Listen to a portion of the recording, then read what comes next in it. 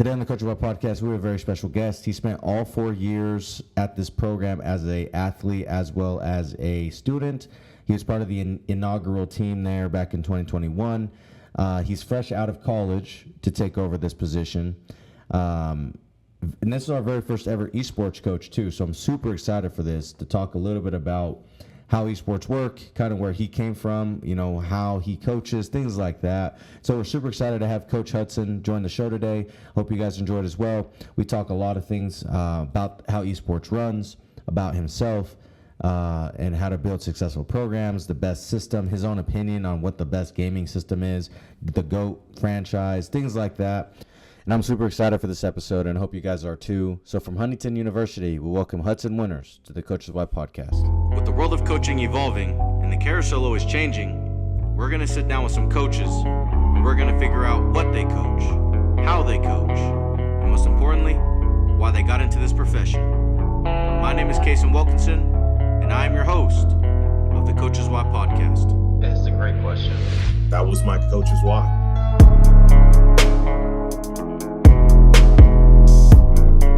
Welcome back to another Coach of Why podcast, guys. We have a very special guest, our first ever coach of this sport genre, joining the show today.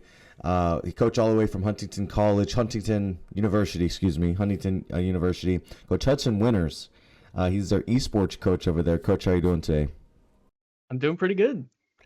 Yeah, good, man. Good. Appreciate you jumping on. I know we talked a little bit before this, but, I'm super excited. Never had a esports coach on here, so I'm super interested to kind of see how you do, like how you move, how you work, right, as a coach. And I have questions about like how esports really works as a field. I know video games in today's world really has blown up the last 8-10 years in general. Obviously with streaming and things like that. So I know it's a huge deal in today's world, and a lot of money can be made. But I'm super excited. So long story short, man, I appreciate you jumping on, and super excited. So just like every other episode, guys, even though it's esports, we're gonna do it the exact same way. Coach, I want you to tell me a little bit about yourself, kind of where you grew up, and really when you, like in your case, when you got involved with video games. So when was the first time you might have, what was your first system? When did you get involved with gaming? When did you start, falling in love with video games? Yeah. So it definitely started at a young age. My family, we never really had I would say a ton of money, so I kind of actually grew up on, usually it was a generation older. So while everybody else had Nintendo DSs because it just came out and it was the new thing, I was still growing up on Game Boy Advance games and kind of just playing with handheld video games from hand-me-downs from other members of my family. And but yeah, as time kind of went on, I mostly grew up on Nintendo games. So a little while later, we got a Wii. We ended up getting DSs, my sister and I. So we would, always play games together and just have fun that way. And then eventually, as time kind of kept progressing and I kept getting more and more systems, I started to expand out a little bit. So I bought a PS4, I believe, it was right before the first Spider-Man game for PlayStation came out. And then, so I had that for a little while. And then it wasn't too long after that I decided to branch out into PC gaming. And I had always grown up on computer. That was honestly probably my very first experience with, playing games was kind of those edutainment games for kids. Yeah. On our How to big type old and stuff like that. yeah, and it was on our old crusty Dell system that we had with the big Yep. fat Back CRT looking monitor. Yep. And but growing up, we never had a powerful computer, so I never really got into PC gaming. And so my friend, he sold me one of his old systems, and so I started playing on that. And I kind of just started with games like Fortnite and Counter-Strike, and Yeah. just kind of going from there. And I started really loving it because I got into like building my own systems and really kind of being involved with like a bunch of computer stuff. So now I'm like really into Mm. the kind of like custom built aspect of Yeah. PC gaming and Yep. everything. Um and so yeah, like eventually I kind of was able to branch out enough to kind of encompass like pretty much every facet of gaming where, Building. you know, Yeah. like Yeah.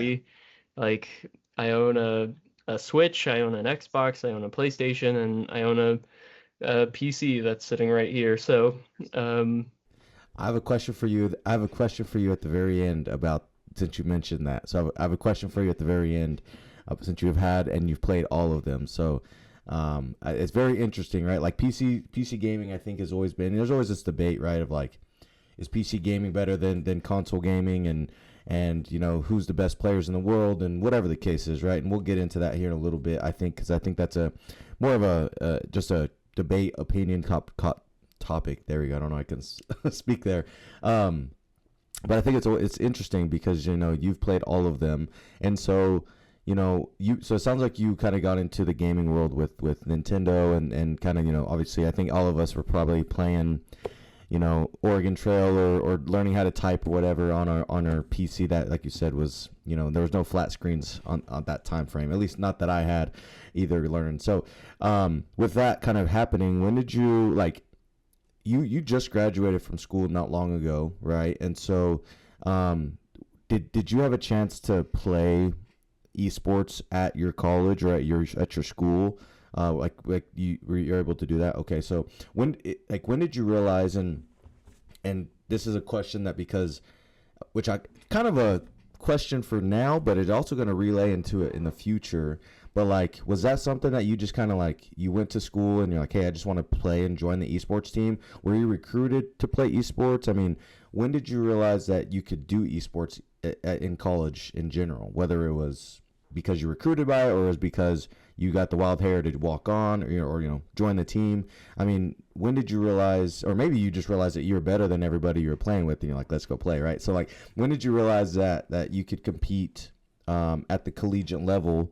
You know, when it comes to your whatever your craft was. I know there's a bunch of different games which we'll get into, but you know, I know there's like Legends, there's Rocket League, you have you know sport games, shooting games, whatever. So, but anyways, when did you realize that you could actually compete and or you know play for your organization slash school?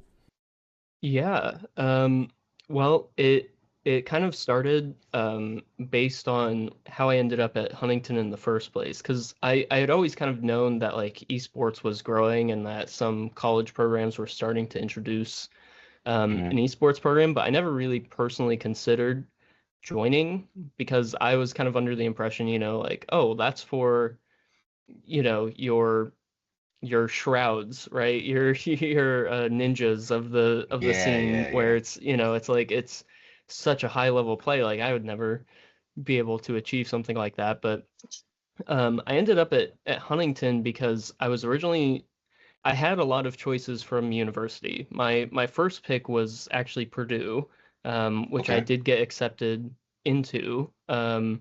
But I had also gotten offers from like Yale for like a full ride, and I had gotten offers like from around the country where they're like, you know, oh hey, like Full Sail was really interested in just all these other colleges, but I ended up back at Huntington because I actually grew up around here. I grew up in the county, Okay. and so we were just kind of like, oh, we might as well tour it, but you know, it's like we weren't, you know, we weren't ever Yeah, really for thinking sure. like, Yeah. because it's like, oh, it's just the university that's in the county, right? And Mm-hmm. but when we toured it, we were really impressed with the campus, and they offered both of the majors that I wanted to go for, which at the time was animation and computer science. And so, uh, like during that visit, the first esports coach, Chris Eric, he approached me and was like, "Hey, do you play esports?" And I was like, "Why don't outplay esports. I was like, I play video games. Yeah, I play Um, games. Yeah. and he was like, well, do you want to play esports? And I was like, well, that's an interesting question, I guess. And he was like, Yeah. so we got to talking, um, and he was like, well, yeah, like if you're coming here, I'll go ahead and give you a spot on the team. Um, he's like, this is going to be our first year having an esports program. If you come in the fall, and you will be like basically part of the very first team that Huntington ever has for esports. And I was like, that sounds pretty cool. Yeah. So I ended up deciding to go with Huntington because I was like, this kind of seems right. Like it's close to home. It feels like kind of where I belong, and it offered what I needed it to offer. And um, so I started attending Huntington in the fall of 2021, and so that was our very first year. That was our Here. inaugural season, and yeah, That's and sick.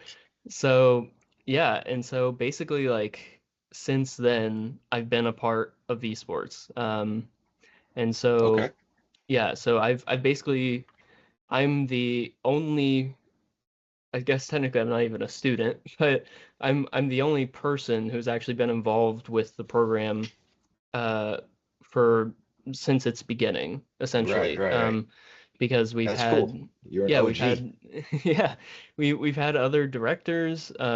We've had players who've maybe returned to coach, but maybe have decided to, like now part ways and focus on their own lives and their other aspects of their lives, and pursue other opportunities. And so I'm really the only person in our program who's like kind of in a unique spot where, I've seen it through all of these different stages, and I've held different titles throughout this, where I've been a player, then I've been part of the broadcast team, then I became head of the broadcast team, and then eventually in the director position I am now. So it's kind of interesting to just kind of grow in that aspect, but yeah, it's been very fun to kind of like be involved with this program in this way and kind of be uh, and still be a player for all 4 years that I was in college. Yeah. So Absolutely, yeah. So you were part of the original squad, and now, like you said, you've grown from a player to now being, director of the esports at Huntington. So pretty sweet there. I mean, so this is your first year as the head, essentially, like the director of esports, the head guy. So when did you realize like that you wanted to coach? Like, was that something that you've always wanted to do? Was it some? I mean, it sounds like because the growth you've had, it kind of just fell in your lap. But like, I'm sure 4 years ago, 5 years ago, when you were doing that visit, you never really thought that you would be the director or the head coach of esports. So, I mean, what was it that kind of flipped your switch to be like, oh, I kind of want to coach here. Like, I want to be the guy. yeah, a lot of it I think was kind of due to uh, some early issues I would say that kind of arised in the program, because me and my buddy Zachariah Lale, he was 2 years ahead of me, and he was actually kind of the one who initially started kind of getting the school interested in esports as a whole. So he was kind of like pushing for. Initially, it was just going to be a gaming club, and then they were like, "Well, if we're Mm. going to do that, why don't we just do esports?" And he was like, "All right." And so, Might as um, well. Yeah. yeah, and so, but him and I kind of, we just kind of fell in love with the program, and so we did as much as we could to really push to grow it as much as possible in our own capability. And so, we've had a lot of turnover in the director position because, there's a lot of changes happening. There's a lot of uncertainty kind of around some of the things. And so we had two directors in our first year. We had one director in our second year. And then in our third year, uh, Zach graduated and decided Mm. to be the director. And so he came back for that year, and decided to kind of head the program. And so throughout that whole time, like him and I kind of understood this program from like a feeling of like this is something that's ours and the students. Even Yeah. though it is like representing the university, it's something that like just resonated with us especially, and was something that we really wanted to just be able to kind of give back to students and be able to give back to the team as a whole in delivering something that we really enjoyed. And so I think throughout that process of kind of seeing like some of these hardships that we had to go through where, you know, maybe we don't have as much budget as we wanted to, or maybe we don't have enough interest in certain games that we wanted to. That was something where we really kind of took that time to figure out those answers and solutions to those answers and just kind of build the program out from there. And so uh, then at the end of the third year, Zach was initially planning on returning, but he got a really great offer from Oklahoma Christian University, which is where he Oh actually yeah. is now the OCU. director of. Yeah. And so he's actually now heading their program while doing his master's over there. And so that kind of left a gap to be taken up. And so uh, while I was finishing my senior year, I actually stepped in as uh, technically they called it assistant director, but my responsibilities are basically the same as director. They just wanted to leave Fair. it open in case, like, you know, somebody who was fully available to actually run the program could run it. But I kind of stepped in that role to be like, hey, you know, like I saw how Zach did it, I saw how our other directors did it. I guess I can try to do it and see how it Yeah, works. And yeah. so, You're like a student um, coach kind of too. yeah, and so that was kind of like my first real experience of like trying to run the program. And you know, and obviously I wasn't perfect at it. There were things, you know, Hmm. where I was like, oh, I should have done that better, or I should have done this or that. And but you know, it kind of felt like a learning opportunity to Hmm. train me for the real thing and be able to train me for this position that I'm in now. For sure. So I was Yeah, kind that of kind of able leads. to get introduced to it. Yeah. Yeah, really get you got to see it all from, in a sense, I mean, like you said, the original being part of the program as an athlete, right, and being part of it as an esports guy, to now you're seeing it as like you know, kind of having to take over. So like you said, there were some things that you can look back at and you could have did differently, which kind of leads into a great question I had for you is, you know, what are some of the challenges that you faced, especially now that it's your first year of like full fledged your thing, right? Like it's your go. What are some challenges that you are facing in your first year, that you are having to overcome, or that you feel like is just something that you might not have been expecting, right? Yeah. I think a big one is definitely probably going to be funding, Hmm. because esports requires an an awkward amount of funding, I would say. It's like it's not so much because, you know, it's not like we have these massive arenas that we have to take care of. I mean, some people do, obviously. Some schools are able Yeah. to afford stuff like that, but you know, ours is a much smaller program, and so like we don't, you know, need all the money in the world, but we also need more than maybe just the initial amount that the university is willing to provide to us because you know these computer systems are expensive and things can break over time. Uh, there's, you know, funding for things like travel and player jerseys, Hmm. and an interesting thing about this, which we might be able to keep talking about a little more in depth, but For sure. it's essentially not like I'm coaching one big program or sport. It's much more similar to coaching four separate smaller sports that are kind of like under a similar An umbrella umbrella. because Hmm. yeah, because it's like, you know, like the four games that we've commonly played, it's a little different this year. But we've commonly played Overwatch, Rocket League, Super Smash Bros. Ultimate, and Valorant. And So those 4 games are pretty much completely different from each other. Like I Right. wouldn't use the same strategies in coaching, Super Smash Bros. That I would for Rocket League, and I wouldn't do the Absolutely. Rocket League ones for Overwatch. And so those kinds of differences like require a lot more effort and a lot more strategy and kind of figuring out like, okay, not only do I need to learn these game mechanics, but I also need to figure out like how are we going to go about this. And so um, what I've noticed has kind of been an often problem in that is like we may not have enough funding to accommodate each of these sports equally. Mm,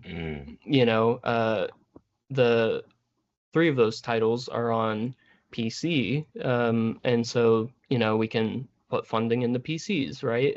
But one of those is also on Switch, which is Smash, and so while we need to be able to fund new controllers, we switches need to be are, able yep. to, yeah, if something happens with like the TV or the streaming software and hardware required to capture the gameplay of that, like a lot of these things need to kind of be figured out, and funding kind of needs to get accommodated to those different things. And so it's very difficult to kind of juggle a lot of that when a lot of them are very different from each other, and kind of being able to deal with that. And so yeah.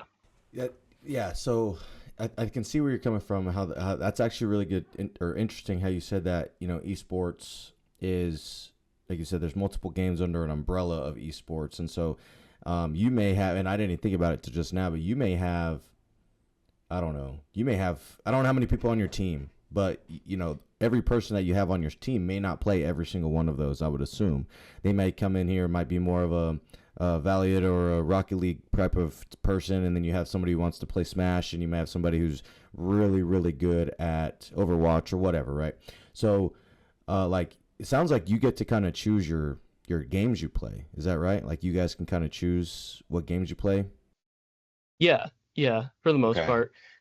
So, how do you coach? So, okay, knowing that you have these 4, right now you have these 4 different games under it. So, with the funding, or maybe just with the in general idea of, yeah, you kind of mentioned the strategies and some of the things that you're learning, like the game mechanics and all that stuff. Like, how do you coach esports? How are you coaching, and how do you coach, um, a team? Because I know some of these games aren't just individuals, right? Like sometimes you're playing 5v5, 3v3s. It might be, you might have, I don't know, I could be wrong, but maybe you have some 1v1s, whatever the case is. But like, how do you coach esports as in this type of idea that it's in an umbrella? Like, tell me your ways. How are you coaching? How do you coach esports?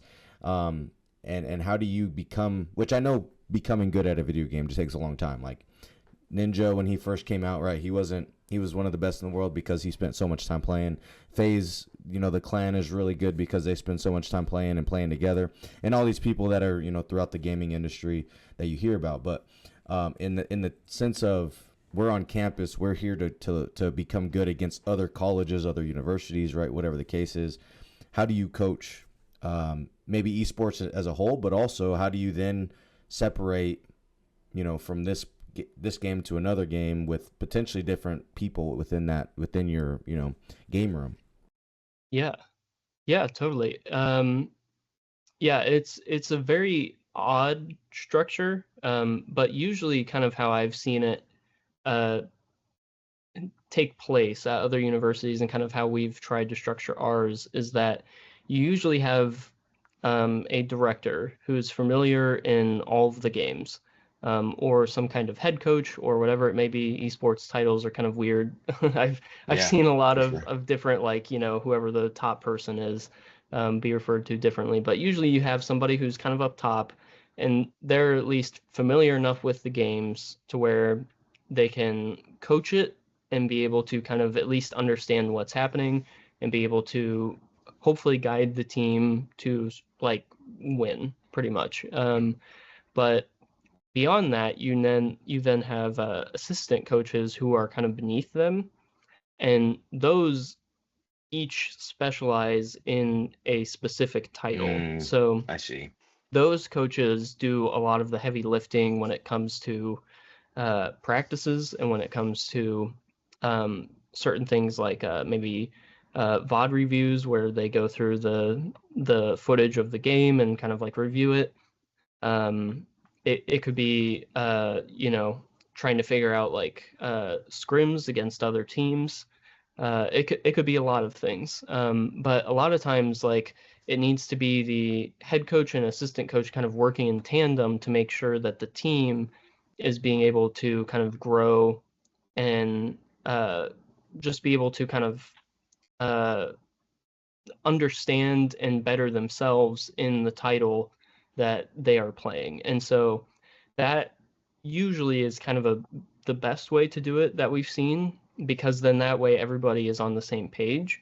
But the kind of backup plan, which is actually kind of how we have done it this year, just due to, certain things changing, is it just has to kind of be the responsibility of the head coach where, it's like, okay, like you just kind of have to be able to devote enough time and energy into learning these games further in depth. You have to understand like the updates that are happening to these games that can change, on a whim. New characters can be added, abilities can get changed, maps can be updated or added or removed, and so there's a lot of kind of like this ebb and flow of sorts of equal parts new and old happening in a lot of these titles, and all of these titles are different from each other. So it's a lot to keep up with, but I think once you have enough of a baseline understanding, you're able to be able to adequately keep up enough to help the team at least understand like, okay, here's what you guys did good this last game, here's where maybe we weren't so good, and so this is what we want to improve for our next game. And as long as you're able to kind of get those three things and be able to find those three fields with each game, then I think you're doing enough to be able to grow the team to where you need it to be. So you do have film sessions. So like it's interesting, right? Because like like I'm not gonna lie, there was a time in my life where me and my friends, we were pretty good at like Rainbow Six, and we'd enter some of those. Can't remember the website, but there was like you can just enter online. It was like it was like video game tournaments, and yeah, this big like board or whatever they had, signups, whatever, can't remember, but like I remember we made it first 2 or 3 rounds in, and it was a huge bracket. It was like 160 teams, and we started getting to some real dogs, like some real good teams. And so like film is actually interesting that you mentioned, because so it does sound like just like every other sport out there, there is film sessions that you can utilize to become better at. So like in games like Smash, or in games like that you currently have, like I guess what I'm getting at, or let me preface this, like games like Rainbow Six, or like a sport game, right? FIFA, football, whatever sport games are, I guess FIFA is the biggest one in the world when it comes to esports. But in similar terms like Madden or football or Rainbow Six, those type of games, because there is a lot of strategy to it, right? At least off of, if you're not accustomed to playing, Rocket League or whatever, there's a lot of those are strategy games, right? Like how are we gonna hold this wall with Castle, or going with Valkyrie, right? Or on foot, or in soccer, are we gonna be a high pace, are we gonna be a counter attack, whatever the case is, and you can watch film back. So that was my preface. So getting to like Rocket League and stuff like that, whenever like I watch Rocket League, because like my college, where I'm at, we have an esports team. And so like they'll throw out their live streams every once in a while, and just in general watching people play it, like that's kind of where I was kind of curious, is like how do you go and develop from film whenever that game, which I guess there is strategy to every video game, so I guess it's more of like maybe I shouldn't be so maybe more of a ignorance type of approach to it, naive to the fact, but what are you guys looking for in games that maybe they do have that strategy, but maybe aren't directly, if somebody just picked up the game and they were just playing Rocket League, right? There is a way to be good at it, but as a team you have to find a way, right? So does that make sense? Like whenever you have these games that are 100%, like these, in order to be good here, you have to have strategy. Sometimes you might be lucky in other games, right? Like I don't know, like Fortnite, it takes a lot. Like you have to be good. The first little, first 30, 40 people in that first quarter, third of that game, you could just probably be lucky in that, right? But once you get down to your final, 4 to 5 people, the map is real small. You got to learn how to build. You got to be quick with your reflexes. You got to be good, whatever the case is, right? So in the world of film, how are you kind of breaking that down, and how are you kind of delivering that to the team in the game like Rocket League or in a game like Smash Brothers? Yeah. Well, the good news about that is we kind of are able to utilize the technology aspect to our advantage, right? So everything is all digital, which is a positive because that means like, we're not trying to round trip anything, nothing is really going to get missed on film, like you're not going to miss a play because a camera wasn't on, or you're not going to miss, fair. anything like that. And in addition to that, a lot of these games, the one that comes to mind most often is Overwatch, but I'm pretty sure like there are things for Rocket League as well. There's the replay system in Smash Bros, but a lot of these allow you to kind of actually break down these play-by-plays by like almost it's like almost replaying it in the game itself. So like we have the ability to, live stream our games, and then from that we would have a VOD, so just basically a re-upload of the live stream.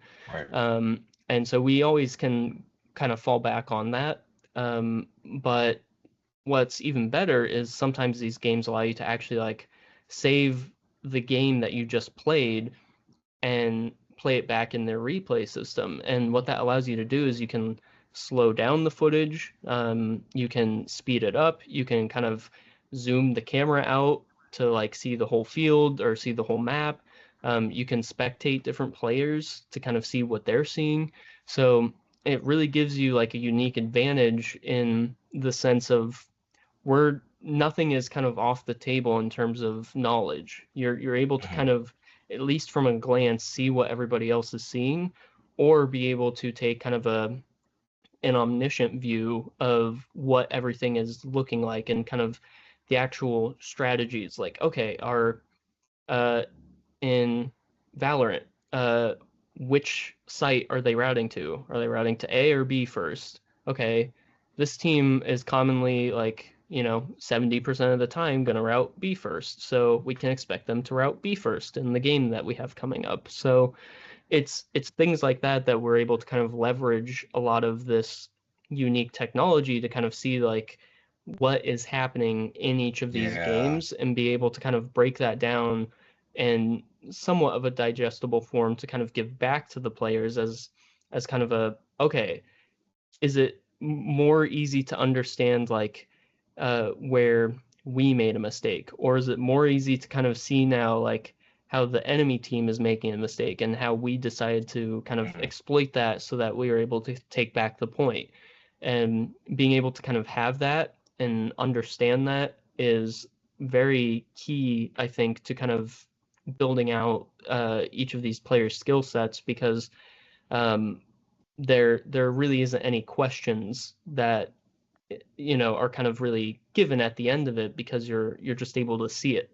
You're able to pull up an answer kind of immediately, which is really, really nice. So absolutely.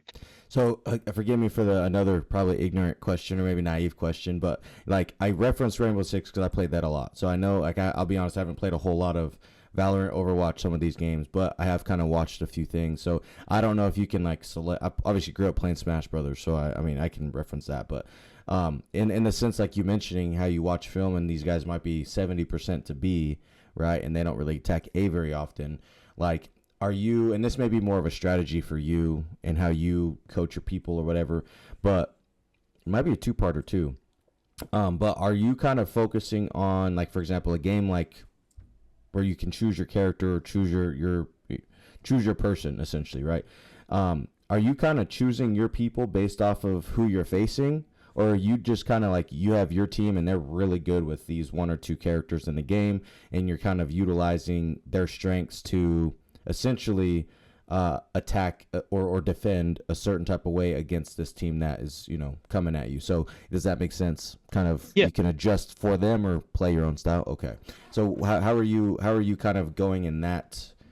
How are you approaching that when it comes to your film or whatever, and then are you also kind of like choosing strategy to where, for example, because some of these games are like best of 5 or best of 3, right? Some of these type of games you're playing. So are you kind of going in with like a plan A, plan B strategy with your kind of off of that first question I asked? And if that doesn't work or they kind of do something differently, then you kind of fall back to plan B. Like, how are you approaching those type of, I guess your model when it comes to game day? How are you going about that? Or match day? I don't know. Is it game or match? I think I don't know. Is it match or game? It can be either. Either? I think it's it's We're playing games, so it's game day. yeah. It Okay. yeah. I think the games are called matches, funnily enough, but we still call it game day, which is funny. But yeah, to kind of to kind of answer your question, yeah, it's a mix of both. I feel like again, our program is a bit smaller, so I don't think every program is going to be kind of doing it how we do it, but it mostly depends on the team size. Like right now, we're kind of gearing up to add Marvel Rivals, which is growing a lot in popularity, and that's going to be added next semester. So that right now, we have 11 people interested in playing, which a team size is 6 plus a sub 6? usually. Okay. So that's a lot of people, to be able to juggle and kind of figure out like, okay, how are we going to do this? Who's your But starters? yeah, but on something like say our Overwatch team, we're basically at capacity, or not capacity, sorry. We're basically at the minimum, the bare minimum to get by. So our team is essentially the same people playing each time we delve into a match. So it mostly kind of depends, but the good news about some of these games are it's not usually too hard to learn some of these extra characters in some of these titles where you do have that option of choice.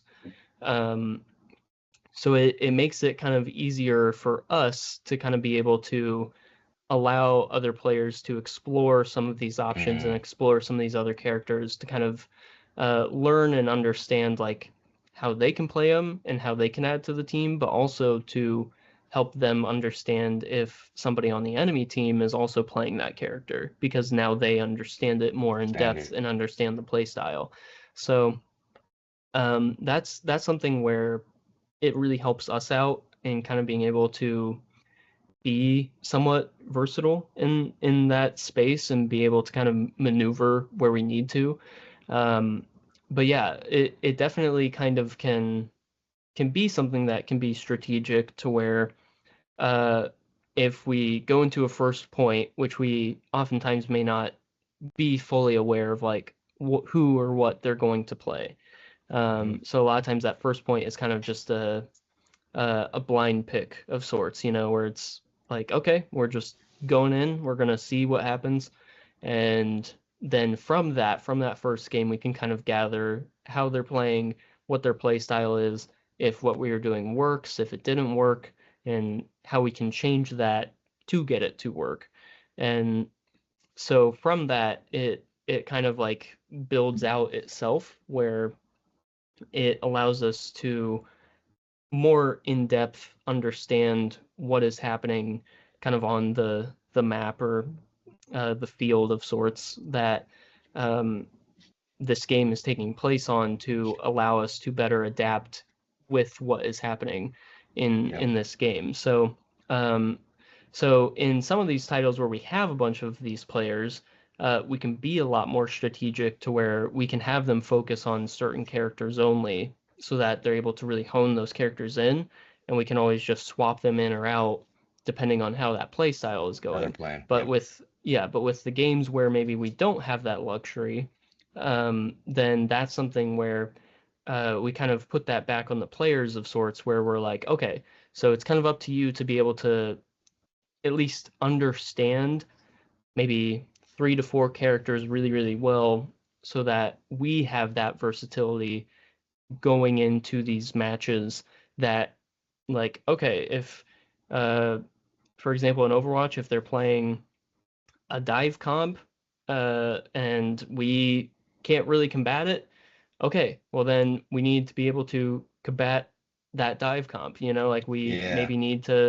maybe we need to switch to a brawl comp, so then that way we can better, like, deal with them, because we're going to output a bunch of damage all at once, and we Good don't need to scenario. worry about distance, because they're going to be way far back, because they have to actually dive onto us to do damage. So kind of being able to understand a lot of these intricacies of these titles will really, really help us going forward, in that sense of, like, okay, here's your role as a player, and here's what you need to do to kind of learn these other characters, and kind of here's what the team needs from that, and Yep. that will allow us to kind of make those decisions in future games. And so I think that's usually kind of the ideal scenario for most teams, of kind of how they run their comps. Okay.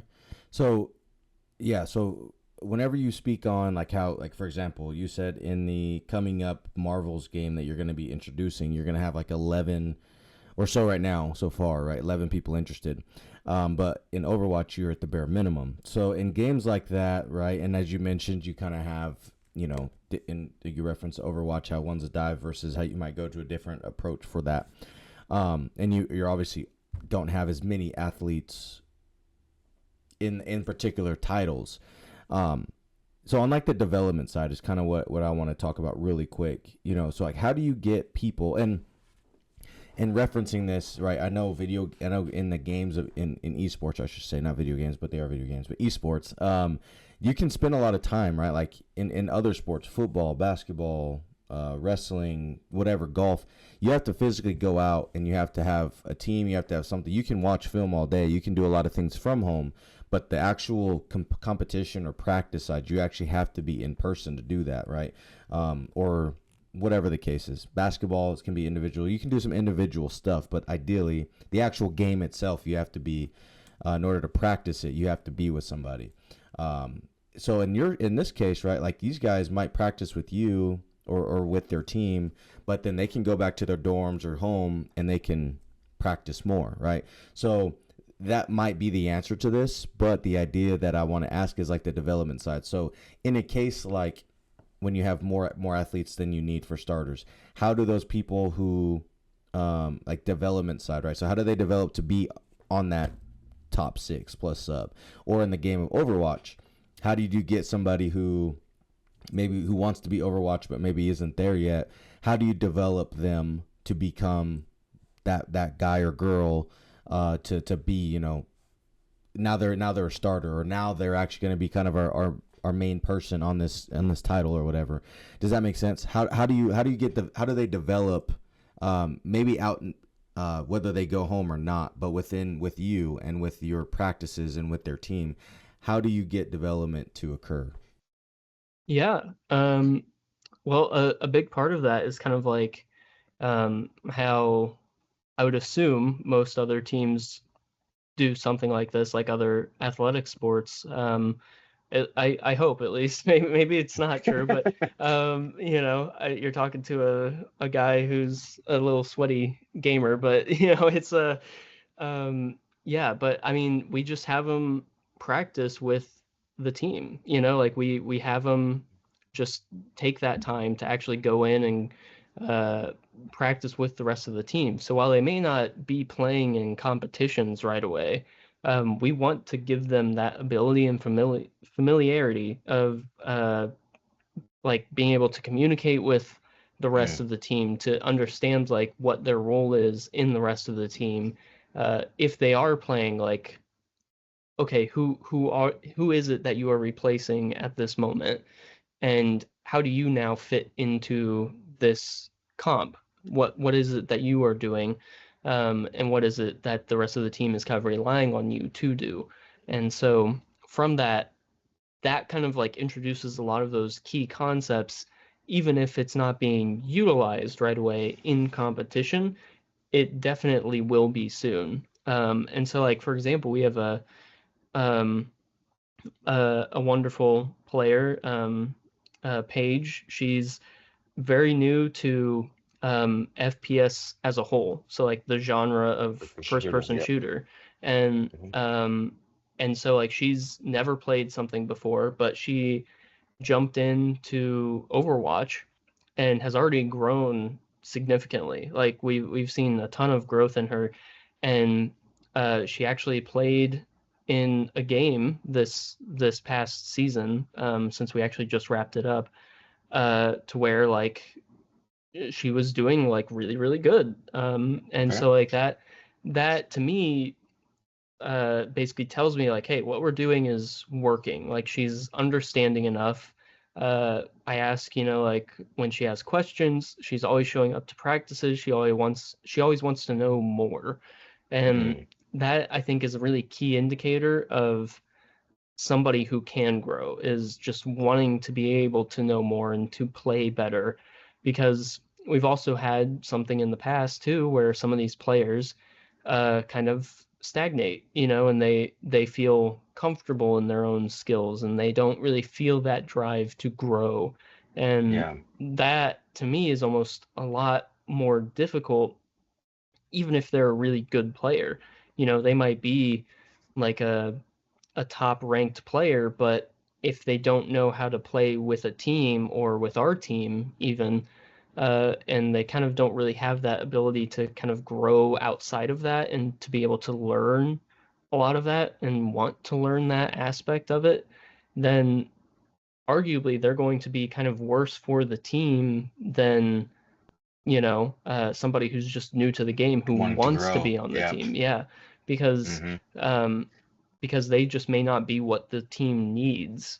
And so like, sure, they may be really good at the game, but that's not going to carry you if, you're facing like a 6-player team, because, like you can't just 1v6 a team, unless you're quite literally the absolute top of the game and the other team is like just a, kind of mid-ranked team or something. So so it's really interesting kind of how a lot of that works in kind of training players. But to kind of go off of what you said though about that, like it does make it easy at least to kind of be able to have the technology afforded to us to just kind of play these games wherever.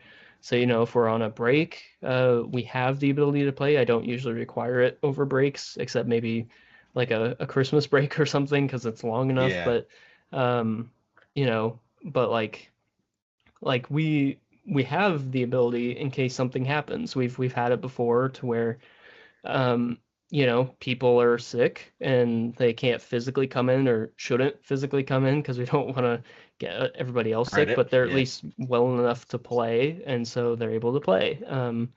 Or we've had students who have disabilities, like physical disabilities, which is an interesting part about esports in and of itself, where maybe they can't physically make it to the esports room right at this moment, but they're still able to play because that's something that can be offered to them.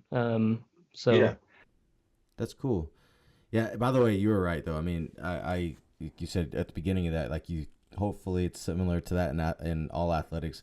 Very true. It is. I mean, you have to have the want to get better. You have to have the want to become a better individual, not only for yourself, but that's obviously going to benefit the team too. And I think you hit it right on the head. I think sometimes the people who are really, really good and they know it, they don't want to grow as much, and that's almost more detrimental just because, as a team, I don't know. I preach to my team, talent gets you so far, but at some point, someone who's going to outwork you is going to beat you. I mean, I coach wrestling, so it's a little bit different. But the same, I don't care what sport it is, at least in my, same thing. I hope every sport feels that way. At some point, someone's going to outwork you and you're going to get beat just because talent only takes you so far. and you might be in. Don't get me wrong, you might be talented for a long time to where you are number one for a while, but at some point, someone's working to beat you, right? You got a target on your back, and it might be just from within your room. You know, Paige might come in there wanting that guy's spot, or girl, I don't know. You didn't mention him or her, but that person's spot, and that person's just comfortable. And Paige shows up one day and dogs him, or you know, and just outplays him, so or her. So I think you're right. I think you having that self motivation is a big deal. I think that's going to be. I think that's one of the biggest. Flaws, I think, to some, I wouldn't say teams, but individuals, is they don't want to grow. So I 1000% agree. I mean, we see that on the physical athletic, or you know, on the wrestling side, but I know baseball has it. Every sport that I've been around or coached or played on has it too. So you're right, they do have that. And so, you know, you mentioned about how like you could be a top-ranked individual and stuff like that. So I had a question about situationals, but I think I'm going to pass that along because I feel like you just have to play the game, and it's going to be hard to recreate every situation. So it's more of just preparation for it, I'm sure. But when it comes to, and I didn't ask this about it, but like you mentioned earlier, like you could be one of the best people, whether on your team or in the country or in the world, for a sport, or excuse me, for a I guess a title, I guess. But like, how do you become ranked? And how do you become that person, right? Like was Ninja actually the best Fortnite person during that time, or was it just because he was streaming and like he was beating everybody he was beating, right? I know he entered tournaments. I think I could be wrong, but I'm pretty sure he entered Fortnite tournaments and that showed it. But was he actually the best during that time, right? And I'm not taking anything away from him, but I guess my question is like, how do you become, like, do you have to stream to be ranked? Do you have to just enter a crap ton of tournaments where, like, for example, you at Huntington, like, do you have to just enter every collegiate, you know, tournament possible with these titles and beat some of these people? Like, I know Maryville, I think, was one of the better ones in the country, at least consistently. There's a few schools. Like, do you have, like, how do you get on that list, and how do you rank up, essentially, if you may not have a chance to beat some of them, especially because I know we talked funding. Not everybody has the funding to compete, right? Which I don't know if there's like entry fees and stuff like that, which if you want to dive into, you can. But the idea is like, how do you get your name on the board as a team or individual? Yeah. Well, as an individual, I think it differs a lot from a team. A lot of these games have like their actual own ranked system, right? So you can hop on, you know, Fortnite, Valorant, Overwatch, Rocket League, you know, whatever game it is. Chances are it has some kind of like competitive play that you can actually sit there and get ranked in it. Yeah. And so a lot of times we use that as kind of like an indicator. Okay, how good of a player are you? And it also shows your drive to kind of both compete and improve yourself, because it's showing that, like, okay, you're disciplined enough to be able to really want this, that you got to a master's rank. And, you know, it's maybe not the highest rank, but it's certainly really far up there, and it's much higher than the average rank itself. So that shows to us, okay, well, you're a really good player in your own right, so you'll probably be a good fit for the team. And so as an individual, that's kind of how we do a lot of it. But there are some games where ranks don't really exist. Super Smash Bros. Is one that comes to mind. SSBU does not have a ranked system. They have like a global elite system thing that like kind of works, but not really. It's kind of messy. It's a little confusing. So with that, we actually have to go off of typically locals. We'd go off of like, okay, have you competed in tournaments? You know, where did you place in those tournaments? Like, where were you seated? How did that influence like your rank? Did you have a bunch of like really low ranked players, or did you actually have some really decent players that you had to face up against to get up that high? And and so it's not consistent, because not everybody who's good at Smash has played in a local. When I first started playing Smash because that was the game that I commonly grew up with. You know, saying that I grew up with Nintendo, I played Smash a lot, and And so growing up in that, I had never gone to locals. I'd never competed in a tournament like that before. Um, I had maybe played one online tournament potentially, and that was it.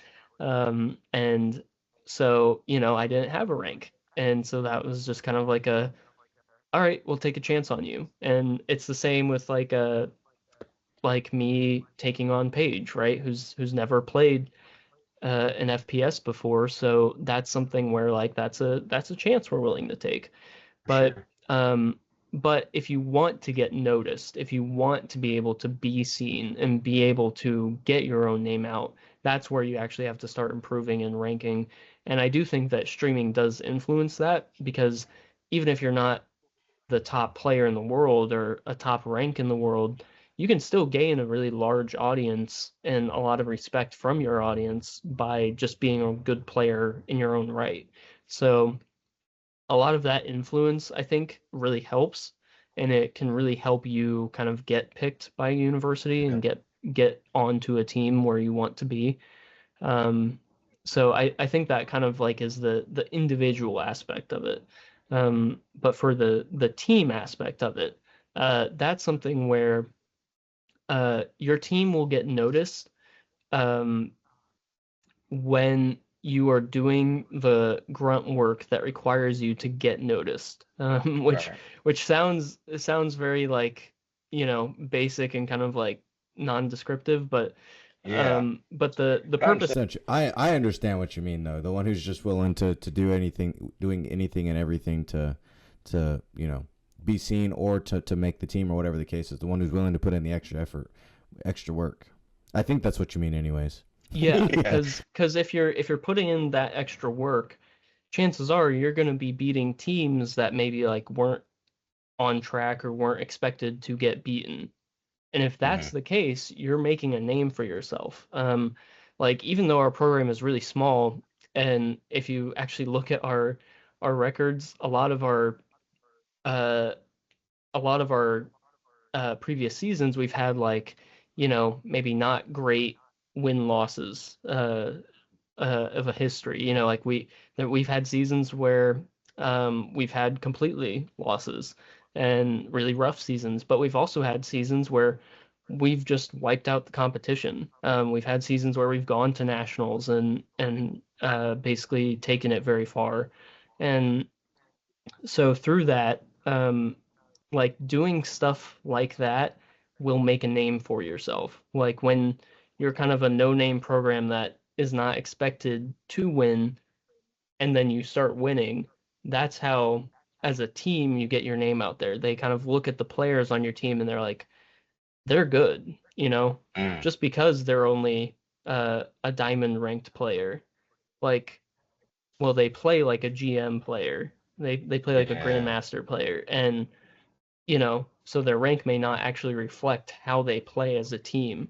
Their team knowledge and their team skill may outweigh their own current rank. Individual And stuff. Yeah. yeah, and so doing that in combination with also like being able to promote your team accurately as a program. So whoever is heading your program, being able to highlight like when a crazy play happens and put that up on social media and be able to kind of stream to an audience and start gathering an audience.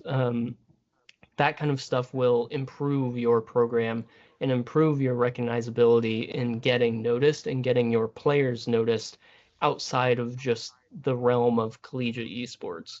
So Absolutely. it's a really kind of uh, it's a twofold solution, right? It's both on the players and it's on the leadership at the university or the institution to be able to kind of make that jump of sorts. So. Absolutely. So kind of referencing. So last little piece about the I guess athlete side of things. It's kind of a mixture of went back to funding, but also I think it's interesting because you're talking about how you might be watching people like whenever they want to be maybe going to your school, maybe you're looking for kids.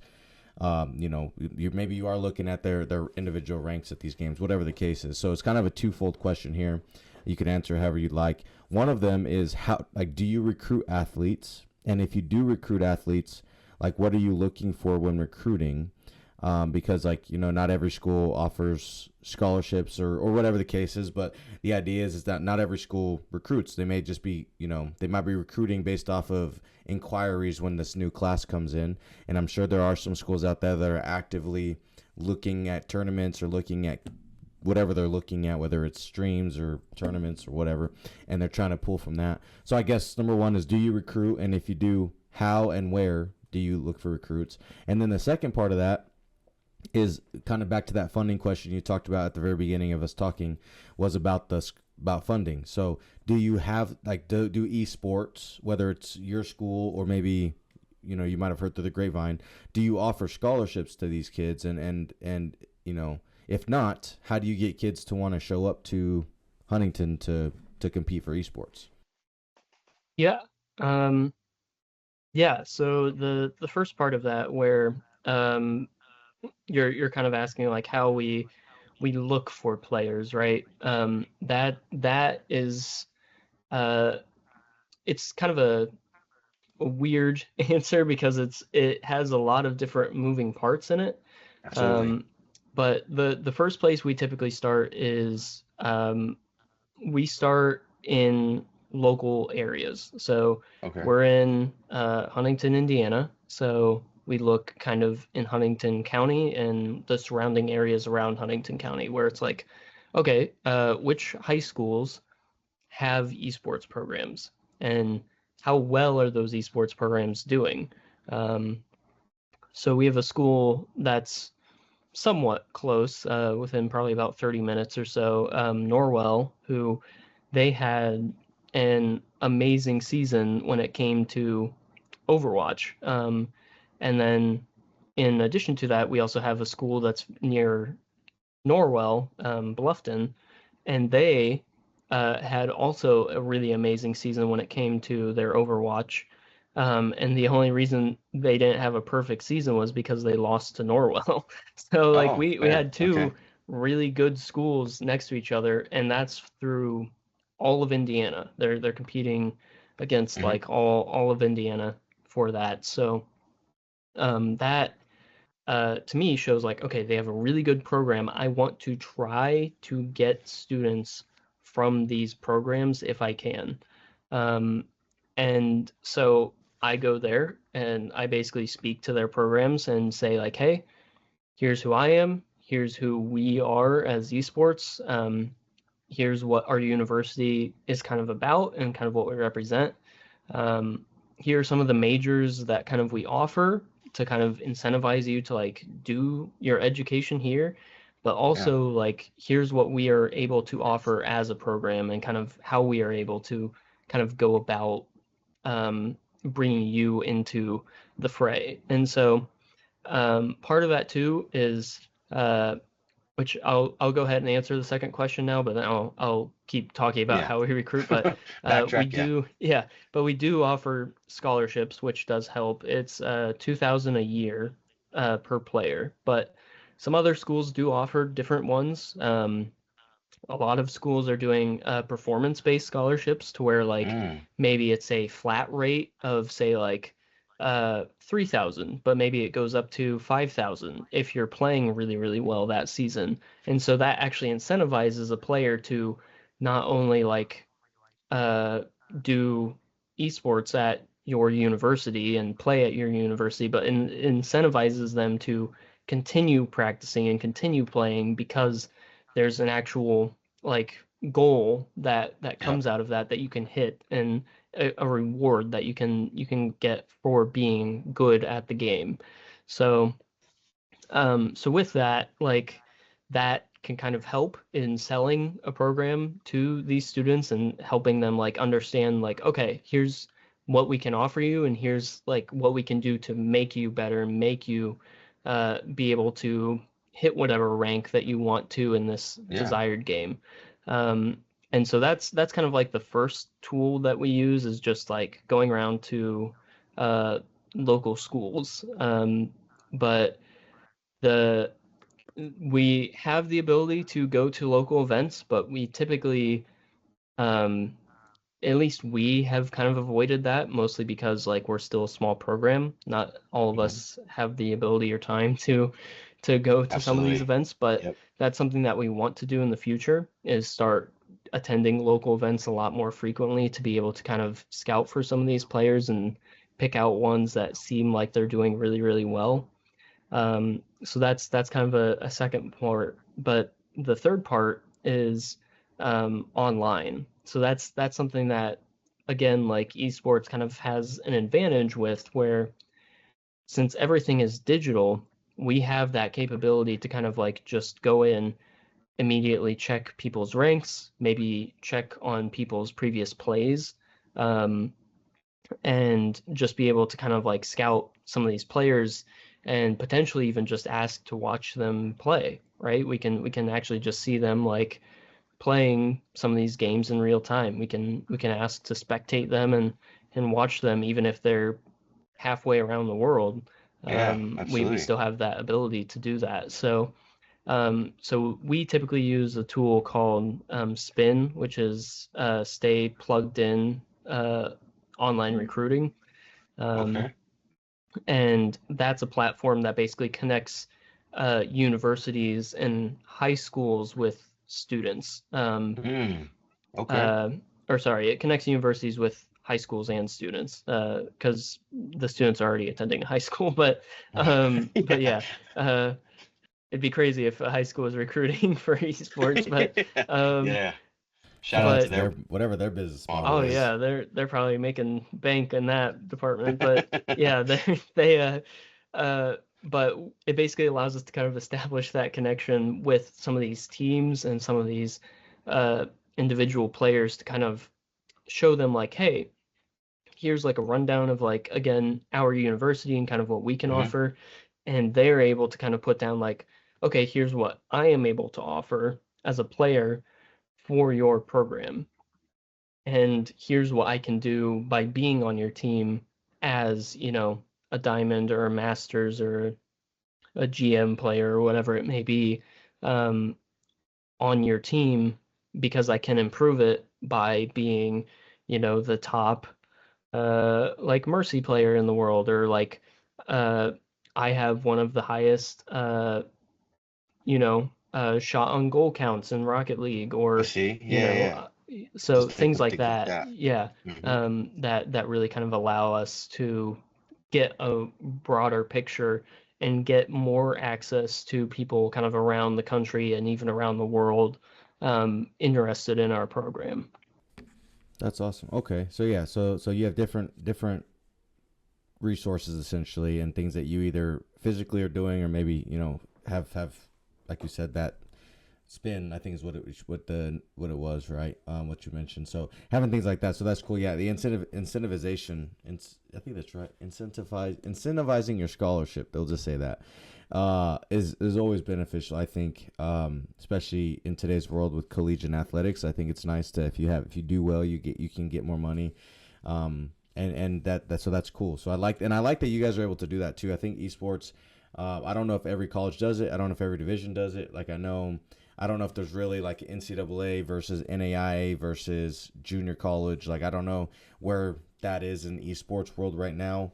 But I even know there's some intermingling, like hockey. Every sport might be D3, but the hockey is a D1 just because of whatever that is. So I don't know how that works with esports, but I do think that it's really cool that you guys offer scholarships, because I think that incentivizes. So it sounds like you are looking not only in your state, but you are looking across, I guess maybe across the nation, but like you mentioned, that last piece, maybe international. So that's awesome to hear. I think that's just like, I like the opportunity. Once esports came in, I was like, man, that's going to incentivize a lot of people to not only continue education, but grow the world of esports. So I think that's awesome.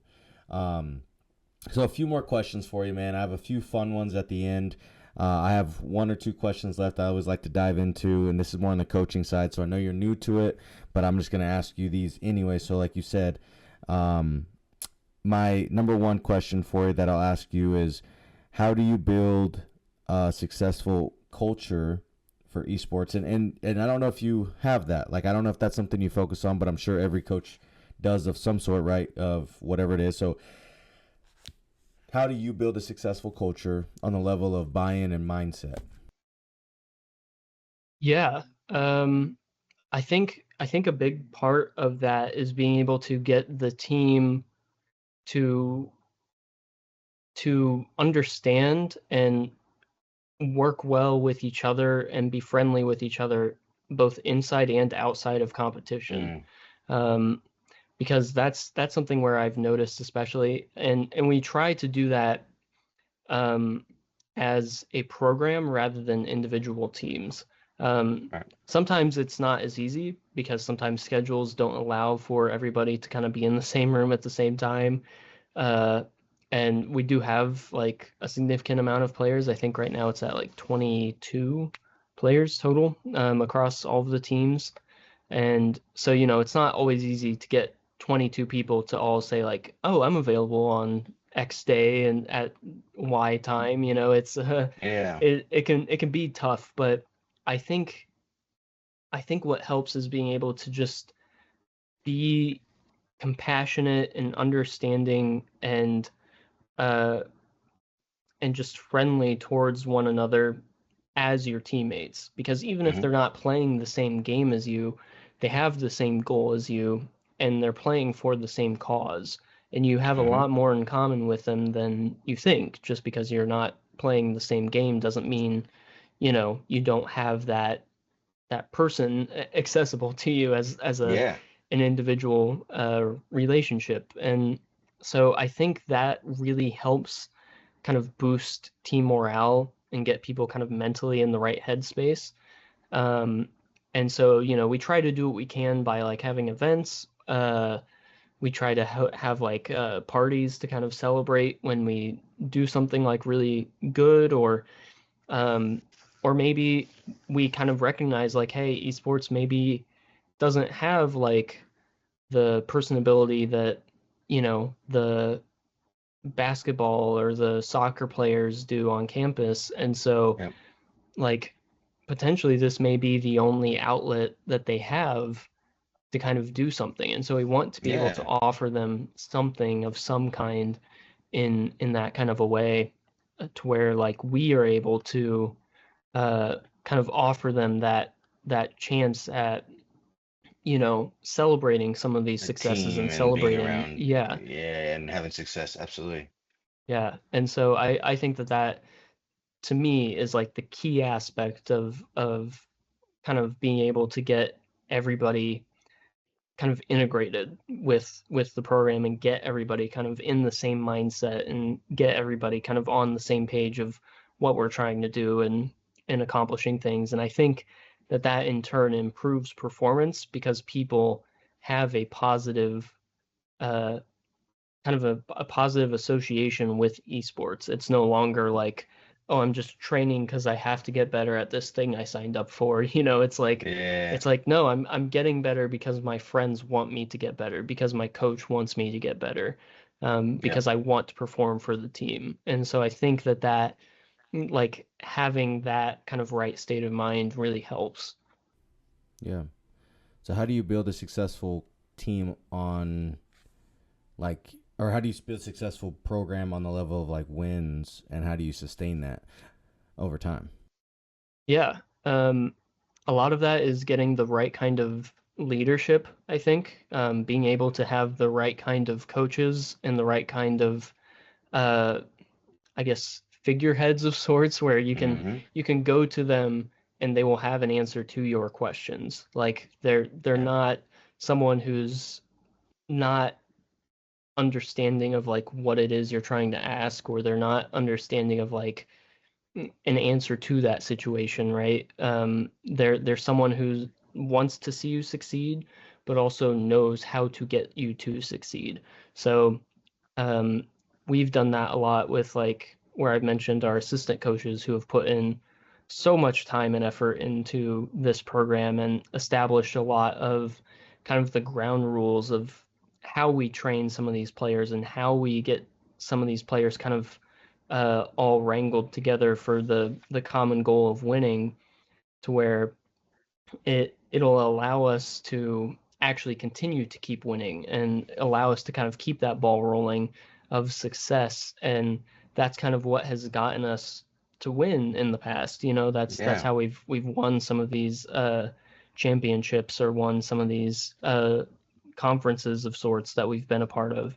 So I think having that kind of right leader who's able to kind of be able to guide the team as a whole, as a single Yeah. unit towards that goal is what is going to keep allowing that team to win.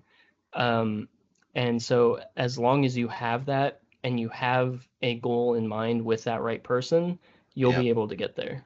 So I like that. Yeah, having good leadership goes a long way. I like that one. I really do. That was a good one. So last, you know what? Actually, I'm gonna ask you this one. So because esports is so new, in relative terms, I should say, right, as a collegiate sport, to most other sports, and this is being that this is your first year, at the helm, I guess is what you'd consider that. What types of tips, or do you have any tips or advice for any new or struggling coaches? When it comes to, whether it's your world of esports, or maybe or coaching in general. hmm yeah, it's gonna sound funny, but I think the thing that I would like to tell people is that it gets better.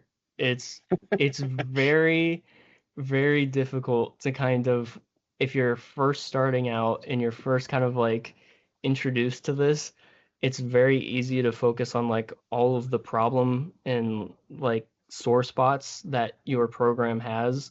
Um, whether or not it is like esports, it can be anything really, but Absolutely. it it does get better. Like I think it's something where you just need to be able to kind of take a step back and kind of analytically look at it rather than uh I think emotionally kind of look at it, because it's very easy to want something and want your program to succeed and want it to be the best it can right away. But oftentimes that's just not going to happen. A lot of times players maybe who have been on a team, if they're getting a new coach, they're not going to maybe mesh well with you right at the start. Maybe they were used to the old coach and they liked how the old coach did things and you're doing stuff different. And so they don't like how you coach. And Yeah. that can be really difficult. That's something that takes a lot of time and understanding to kind of get through. And so it's something where I think it really helps to know that like it does get better, and that like the more time you put into it and the more things you start to improve on, the better the program is going to get overall, and everything's going to fall in line because of it. It's not something that like is just going to happen overnight, and it's not something that's going to happen, right as soon as you get into that position of Yeah. leadership or something of that nature. It's something where there's going to be a lot of hardship, there's going to be a lot of struggle, and there's going to be a lot of things that you wish could have gotten fixed before you, or things that you think you need to fix right now. But overall, like things will improve if you continue to work on them, even if it's just one at a time. And so being able to find a way to effectively manage that for yourself and kind of get yourself to understand that aspect of it will, I think, really help you and the program as a whole, because it'll help you understand better of what the program needs right now and what you need to do to get there. And I think once you understand that, that's when everything will get better, and that's when everything will start to improve, and things will start Yeah. falling into line, and your players will start understanding you better and Yeah. start being more personable with you. So I think that's kind of the thing I can Yeah. recommend. But Yeah, I mean, things don't change overnight. I mean, you can want it to be there, but like you said, as long as you're doing the things every day, as much as you can every day to grow it and to get to that point, right? Like, you want Z to be your outcome, but we're on A. We still have to go through every letter. We can't jump, right? There's things we have to do. And so, yeah, like understanding what letter we're on if Z is our outcome and just slowly going. So I really like that. I really appreciate that one. Final question for you on the coaching stuff, and then we'll get to the fun ones. It's actually the name of the show, name of the podcast. It's the why. What's your coach's why? Why do you do this?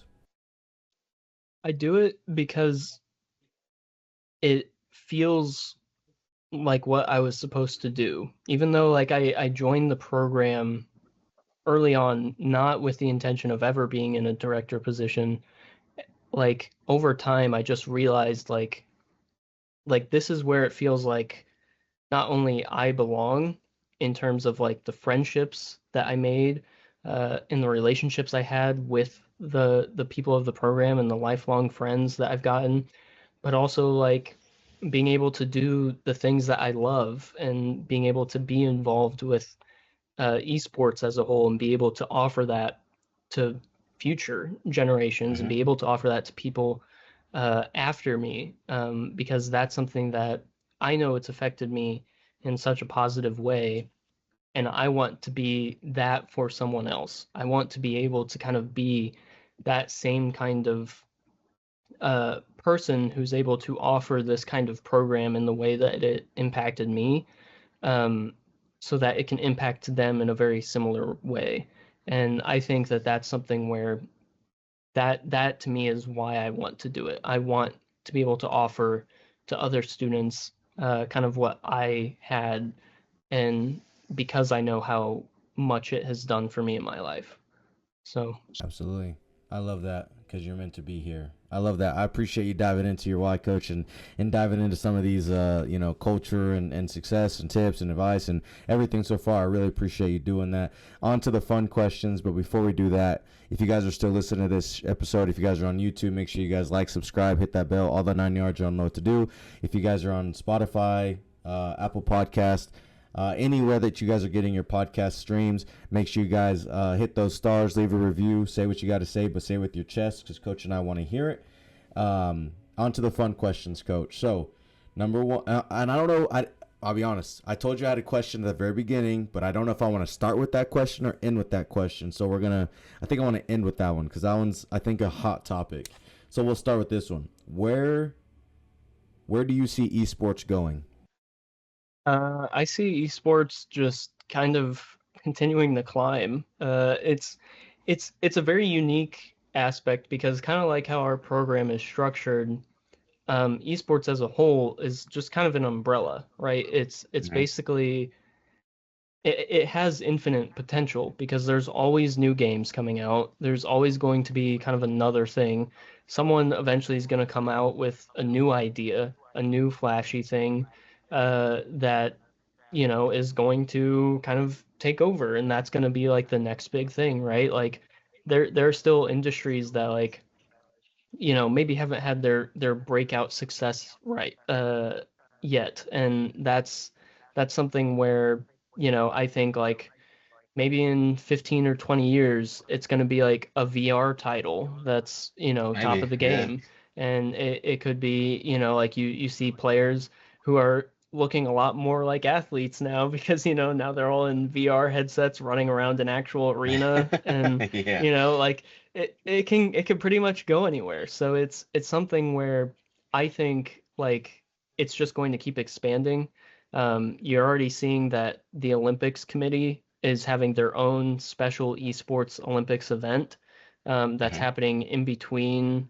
I think it's in between the winter and summer games, I believe. So it's happening. Odd year number. Yeah. Yeah, it's kind of an interesting one, but so like they're adding it. The market cap for esports is going to like I think quadruple or something in like the next 5 years. It's something crazy, and so like the industry itself is just going to keep growing and growing.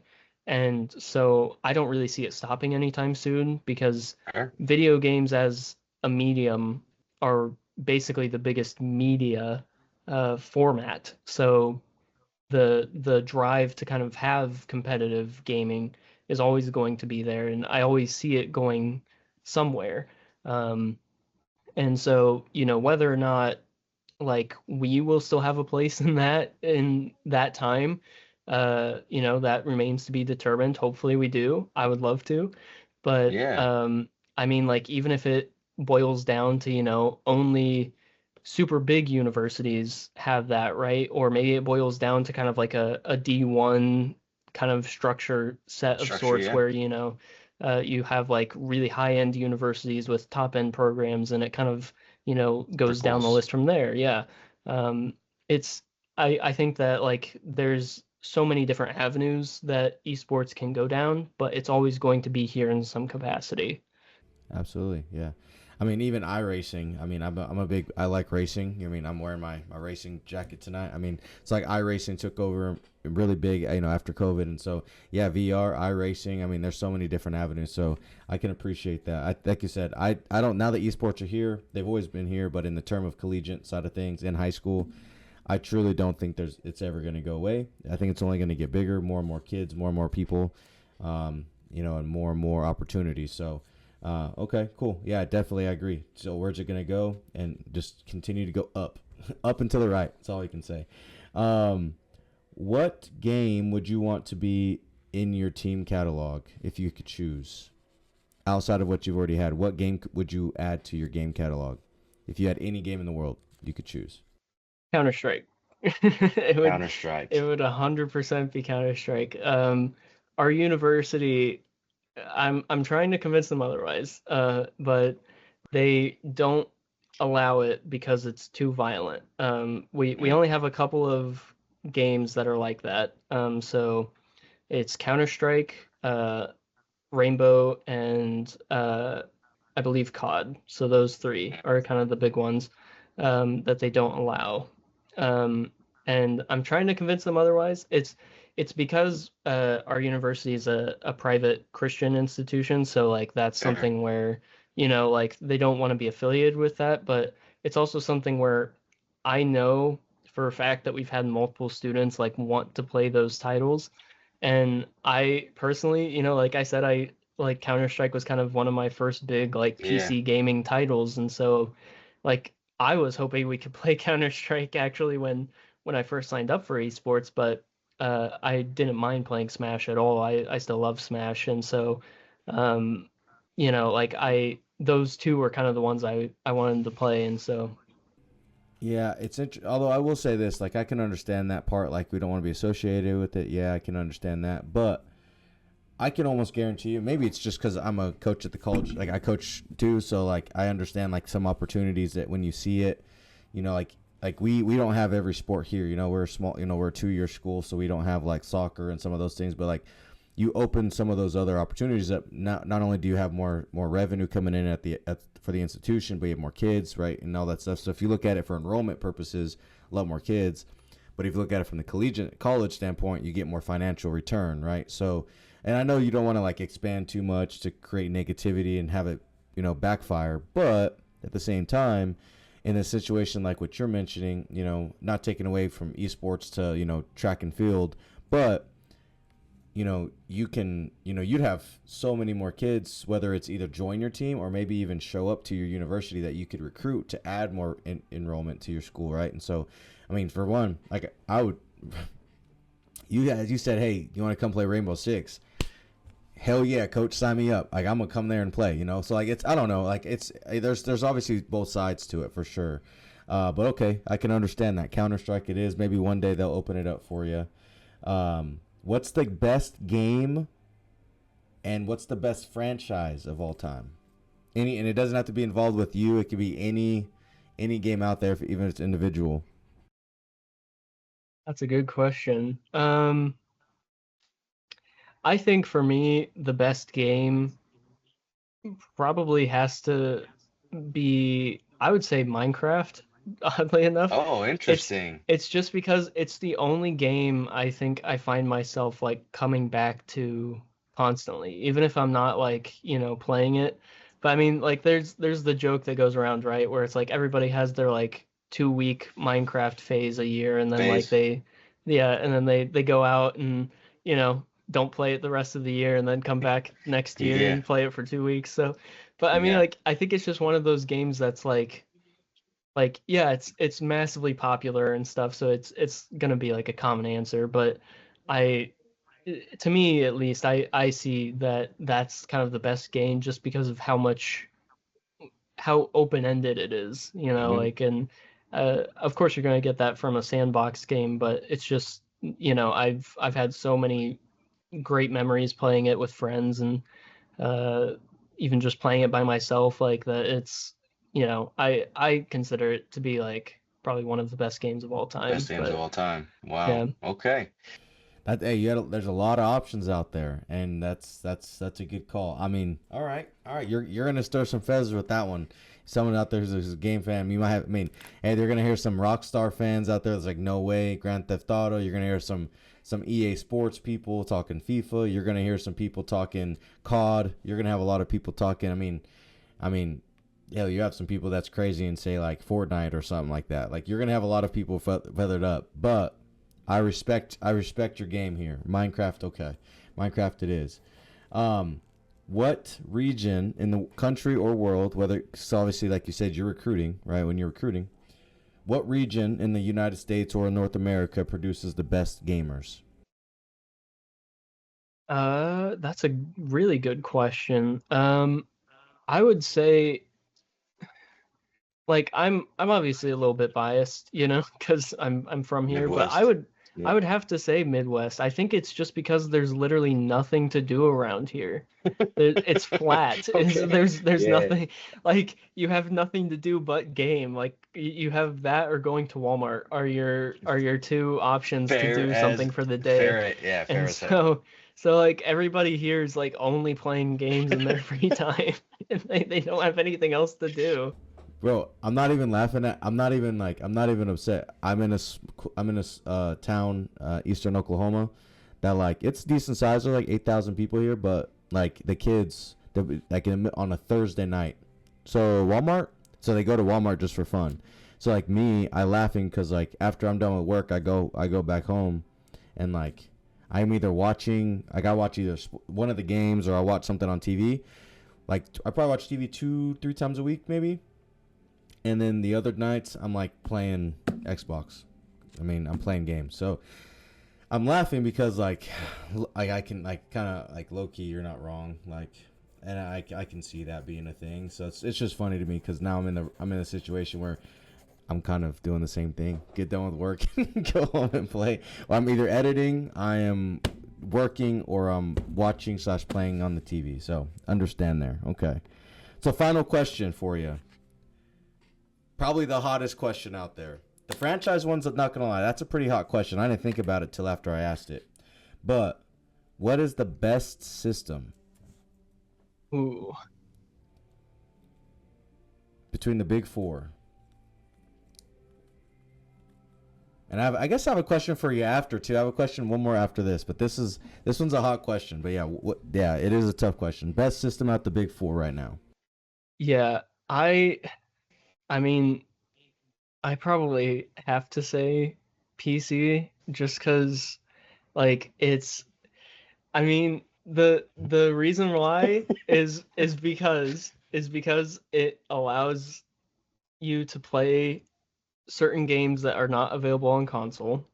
So games like Counter-Strike, League of Legends, as rough as that is to say, I'm one of those people who's like, I hate League of Legends so much, but like if you want to play it, there you go. And so I mean it's tough, like, but and I mean you don't have to pay for online, that's a plus. So like you don't have to do that. You can upgrade at any time, which is really nice. Like you don't have to wait for like a new cycle to come out. You can just kind of do it at your own pace. But I know people are probably gonna be like, okay, well then what console, right? What console do you want? That's there's a right answer to this. There's a right answer to this, but I want to hear it. Yeah, I mean, I don't know. I don't like PC. I used to like talk trash to like guys who played PC just because it was like, granted, this was when I was younger. Not that I like personally, but it was just like, bro, get off that PC. Come actually face me on the sticks. Like 1v1 me on this, right? So it was more of like just a hatred towards PC, just because like they were really good, like especially like early Rainbow Six, maybe even still to this day, right? Like yeah, but come 1v1 me or come catch us on the sticks on the console and tell me who's better, right? So it was more of that aspect, but it is a good question. What's the best console? Yeah, I mean, I think a lot of people are going to disagree with me on this. But for me personally, it would have to be probably Nintendo. It is Okay. not due to the performance, because we know that it's lacking in that department. It's due to the fact that I can take it on the go, and also that you can't really play their games anywhere else. Like, uh, Xbox has kind of been releasing a bunch of stuff on other consoles, and Hmm. you can play a lot of games on PC.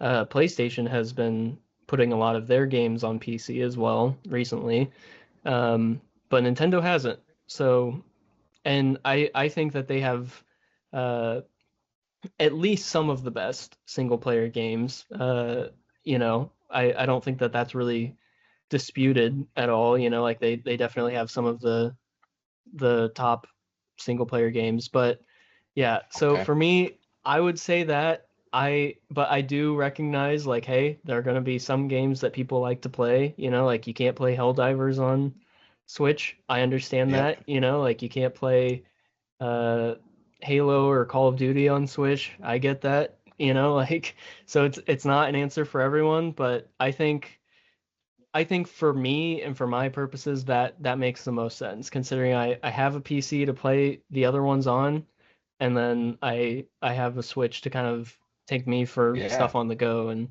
But Okay, okay. So PC and Switch. So then, final question for you, based off of your. I mean, granted, and I say this right. I'm not saying it because you're young, because I know you are a little bit younger than me. Um, I think you're. What year were you born? Like 03? Wait, no. Oh, you were 03. Okay. So maybe you got a little piece of it. I know you didn't grow up with a whole lot. I mean, neither did I. It took me some years to kind of play it all. But best gaming system of all time is the question I wanted to say. And this could be from Xbox One to now, PSP, Atari, Nintendo 64. We're talking Wii. I mean, anything that GameCube, anything that came out, right? That's been out since, I mean, I guess even the mid 90s. But best game that you've either experienced that you've got to play of all time, I should say, because I know you may not have got to play every single one. But what's the best gaming system that you've ever played on, or the best of all time? I The goat. for me, I would have to say the original DS, because I think The there flip was up, a the white one. yeah, there was a point in time where basically everybody had a DS, and you Hmm. could like, it had the ability to like do the download play where you could like play with your friends like just wirelessly, and it just worked. And then also you could, if I don't know if you remember this, but like you could keep it open on your system Oh even yeah. after you did that, and so you could still Hmm. play like To the play it. game while, like, you're not even near them anymore, and you can like, and there were so many cool games that came out for that There console. was. Like, even like it's such a weird answer, because for a lot of people they're like, well, that's kind of, like, I don't really think too hardly about it. But I mean, I was at a point, where like when I was going to school, like everybody on the bus had a DS basically. DS. Like Yeah. it was something where like everybody would be playing Mario Kart lobbies, like up and down Yeah. Yeah. the aisles. So like I just had the most fun with that console. That was something That's where fair. it was so like ingrained in my mind of like all the memories that I had for it. And I You don't know, I don't think we've fully hit something like that since, like. I can respect that a lot. I could say probably my favorite system, and I usually don't speak on like my favorites when I ask these questions because just because I talk to a lot, and I'll do one at the end, but I will speak to on this one. My favorite system I think of all time was the PSP. The PSP was so but yeah, easily one of my favorite. I think my favorite console of all time, just speaking on this, is definitely PSP. I don't know why, but I think, because I had the PlayStation 2 same time. Like, came out around the same time. I had the PlayStation 2. I think it was like maybe at the end of PS2, early PS3 days. I didn't have a PS3, but I had PlayStation 2 inside a lot of the games on PlayStation 2, and it just didn't feel the same. I know it was a bigger screen, but something about it, man. So, like, I can understand the handheld games. Like, I had the Game Boy Color. I had the Game Boy Advance at one point. I did have a DS at one point. I had the PSP. Pretty much all the handheld stuff. I didn't have like all the newest stuff on top. I mean, like I had GameCube here. Like I think my two favorites of all time was GameCube and PSP. Only because GameCube I think had some of the best games of all time on it. Like GoldenEye was easily one of the best games that ever was out in my opinion. Early football games, early sport games, early shooting games was GameCube. But man, that PSP though, man. I don't know what it was about it. I mean, same thing. You could like just kind of hit the side switch, turn it on dim, and then when you're ready to play, you turn it back on, and you're back in the same game. So many different game variations. Like I was a big WWE wrestling fan when I was like 10 to 12. And they had, I don't know what it was, but something about playing that on a road trip. And you could just play it the entire way. So, anyways, I can respect your DS call because the DS was legit. I really liked the DS, and that was actually, I think that was one of my first game or handheld. So I respect it. I respect all your answers. The Minecraft one's a good pool. I think the PC one's the only one that I'm hot on. I mean, there's a hot question. You're gonna get some people hot. That's the only one that gets me a little like shook. What is it? Ruffled the feathers a little bit, grinded the gears. Nothing personal, but. I'm not a big PC guy, but, not everybody's an Xbox guy either. I'm an Xbox guy. Some people hate Xbox. Some people, I'm not a big PlayStation guy. If I had to choose, if I could get a PC or PlayStation, I'd probably build a PC and get good at it over buying a PlayStation. Just me. But, whatever. And that's weird saying that after just saying I had a PS2 and a PSP. But, this is new era stuff. I'm not talking old school stuff, right? But anyway, so yeah, I mean, I can respect it. I respect your answers here. Not as bad as I was. I mean, a lot more respect coming from you than I'm. Not that I wasn't, expecting to have respect for you, but I'm okay with your answers. I don't have to text you after, send an email and be like, look, man, if you get some answers come back your way, like, don't blame me. It was your own call. So, I respect it. So. I appreciate you jumping on here, man. I really do. Thanks for being my first esports guy on here and coach, and I really appreciate it, man. A really, really good conversation. And a lot of really good advice, and maybe some dive into the coaching side of being an esports coach. So I really appreciate you jumping on here, man. I hope maybe one of these days we can get you back on here again. Yeah, absolutely. I really enjoyed the talk we had, and I really enjoyed, like my time here. So I'd love to come back at some point in the future and, kind of update everybody on kind of like what our program's doing and kind of how everything's looking. So that'd be sick. Yeah, give yourself another year, however long it takes till we can get it back and situated. But yeah, I mean, love to kind of touch base with you and see how you've grown and see if anything's changed, and maybe you've added some more titles to your catalog over there. So yeah, I really appreciate it. I appreciate all of you guys for watching and listening to this episode as well. And with that being said, make sure you guys like, subscribe, all the 9 yards, and every platform that whatever you're watching or listening to. But with that being said, not sad, but that being said, we'll see you guys on the next episode. Peace.